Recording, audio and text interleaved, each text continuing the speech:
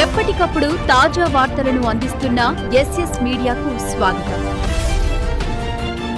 చెప్పేదైనా Congress party అధికారంలోకి వచ్చింది.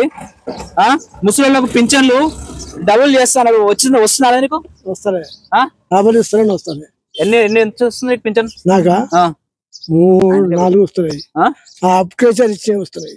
నీకు ఎంత వస్తుంది పింఛన్ ఇప్పుడు? నాకా 4,000 వస్తున్నాయి. వికలాంగుని పింఛనా?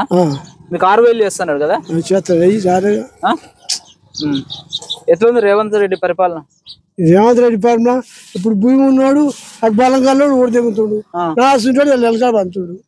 మరి ఏముంది, నీకు ఓటు ఉంది కదా, దాంతో నెలకాడ పడబెట్టచ్చు. దాన్ని ఏం మన పెడతా? ఏమని తాడిపోయి కాళ్ళు పట్టుకొని స్టేషన్ లో పోయి దెబ్బలు కూడా తిన్నా. ఎందుకని?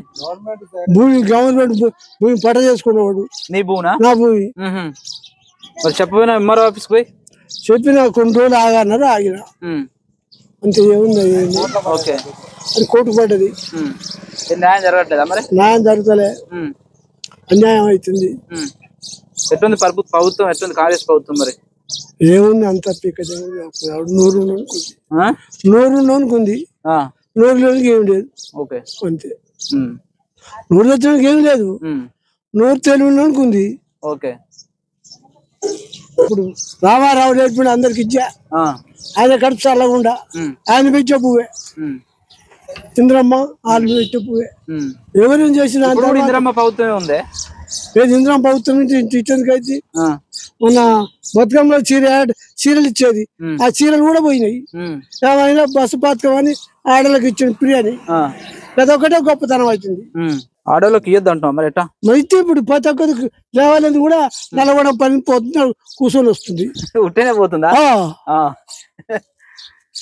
బస్సు వాళ్ళ పని ఉంటేనే పోయి పని చేసుకొని వస్తారు కదా. ఎక్కడి పని? పేదోళ్ళకి ఏం ఉపయోగం లేదు. పేదోళ్ళకి ఉపయోగం లేదు. ఉద్యోగస్తులకు నోరు చేతపడి గాంభీరస్తులకి వాళ్ళకి జాబ్ మంచిగా నడుతుంది. నా చేతగాని వాళ్ళకు విసించే వాళ్ళకి ఏమైనా దిగుతలేరు. ఇప్పుడు వస్తారులే ఓటు కోసం. మీలాంటి వాళ్ళ కాడికి కూడా వస్తారు. ఇప్పుడు ఓటు ఉందిగా? ఓటు ఉంది. వస్తారు. ఓటు నాకు 3 ఓట్లు ఉన్నాయి.